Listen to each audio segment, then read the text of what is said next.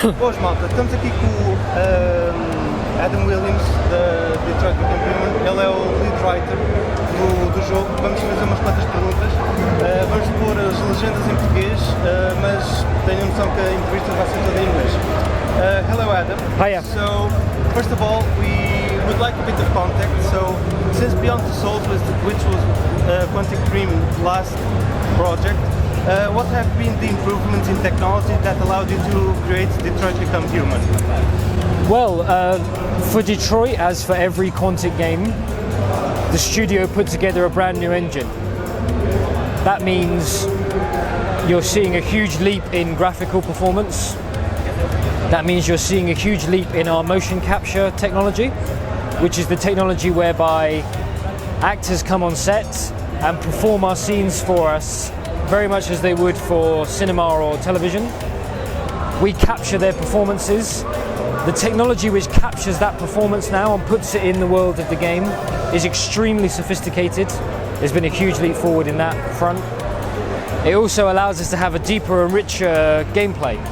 The interactions with the environment are much richer, much more diverse. So you're really looking at a very different product altogether from Beyond. Okay. And Quantic Dream has also always been a game focused on giving personality to characters. How hard was it to adapt that concept to creating some things without human personality? That's a great question. I mean, one of the questions that we try to pose with this game is what does it mean to be human, or what does it mean to have a human personality? You may say that being human is a question of being a human animal, but I think for many people being human is connected to things like having a sense of empathy, being able to fall in love, having a sense of right and wrong, having an imagination, wanting to express yourself. And so when you're telling the story of machines that have begun to experience emotion in some cases, really you get into this question of human personalities, and then they become characters like any other character, and you're able to use androids not as a sci-fi device, but as a way of talking about the society we find ourselves in now. Some of the issues that we all face today. By setting the game in 20 years, we were able to envisage a society that's very much like our own, with the crucial difference that there are androids. But androids raise these questions, which are, for me, universal questions. What does it mean to be human?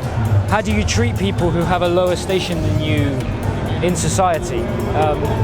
So, as a writer, it was a fascinating challenge, because you get to think about some of these very deep issues in how you characterize your protagonists. Okay, cool.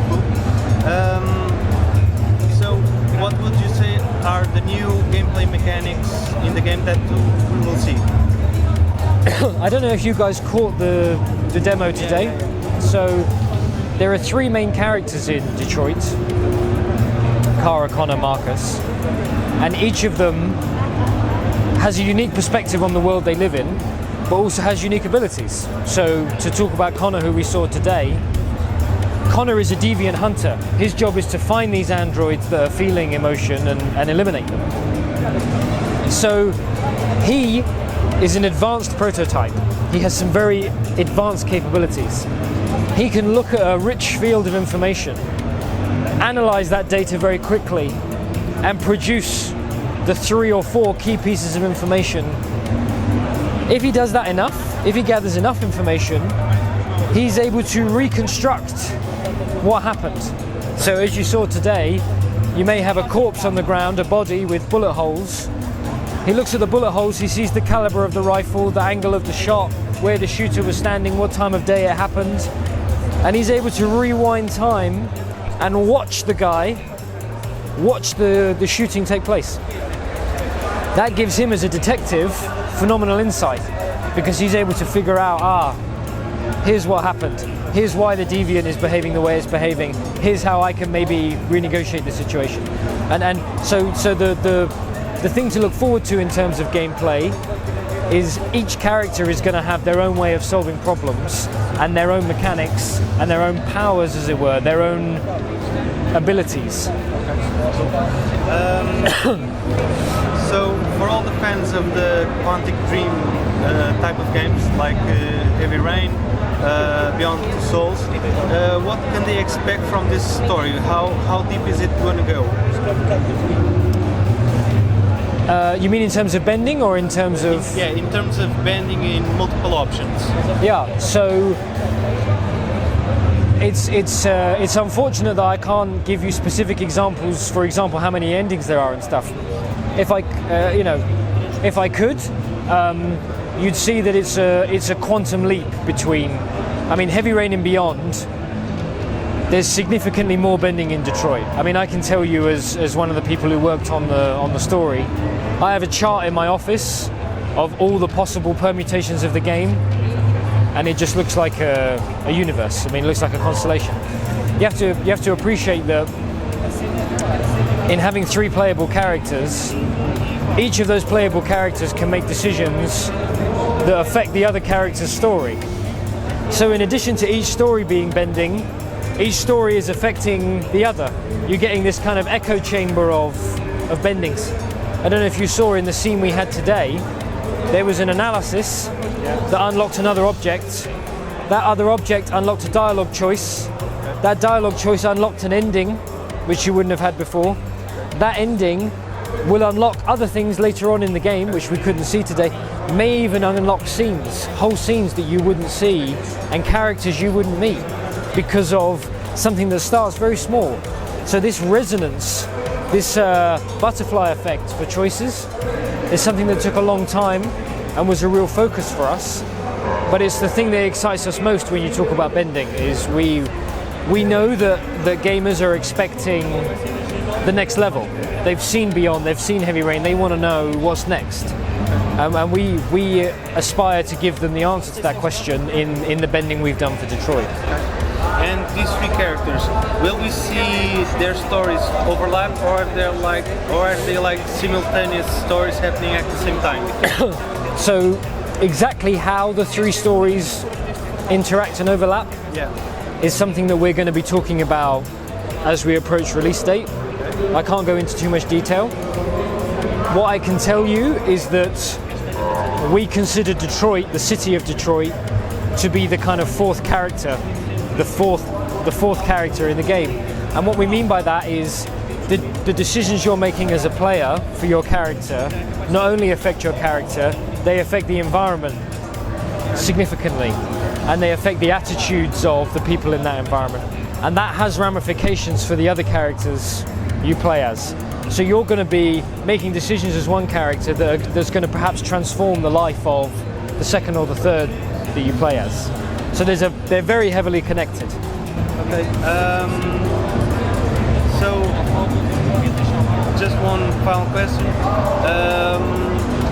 Will there be controversial topics about how society is evolving today, and how Detroit Become Human is going to talk about those topics, like who is considered more human than the other and stuff like that?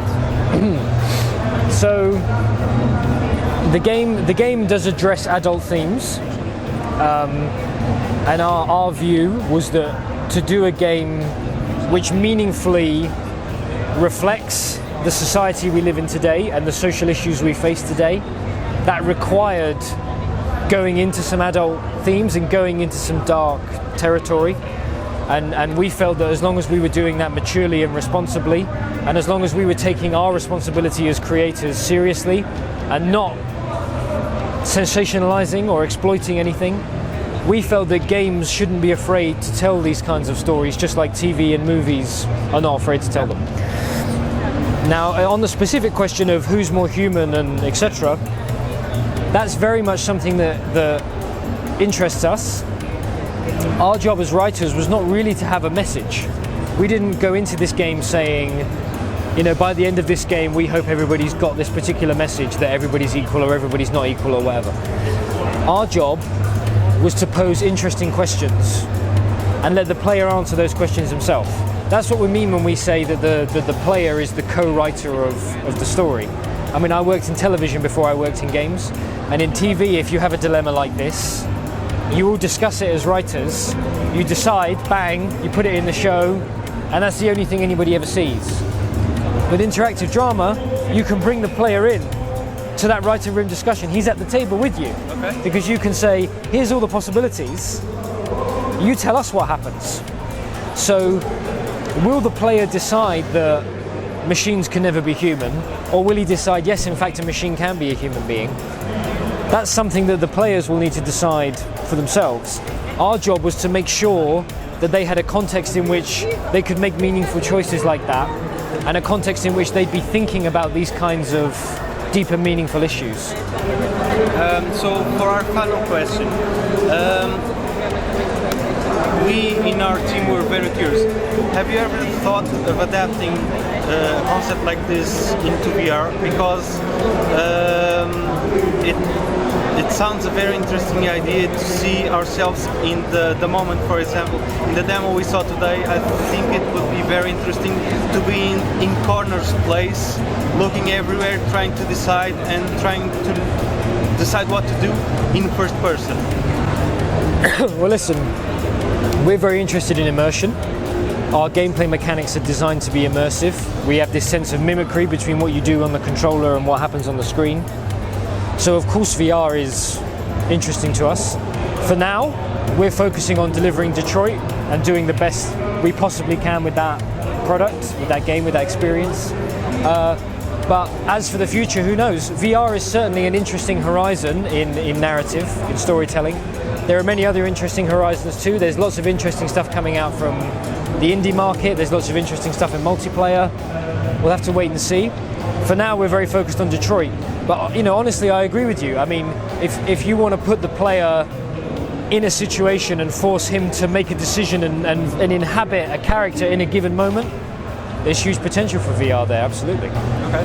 So, thank you, Adam. It was a pleasure, real pleasure. Thank you for your time. Podem continuar a ver mais conteúdo sobre Detroit Become Human no nosso site e fiquem atentos nos próximos tempos que teremos muito mais informação a lançar. Thank you, Adam. Thank you.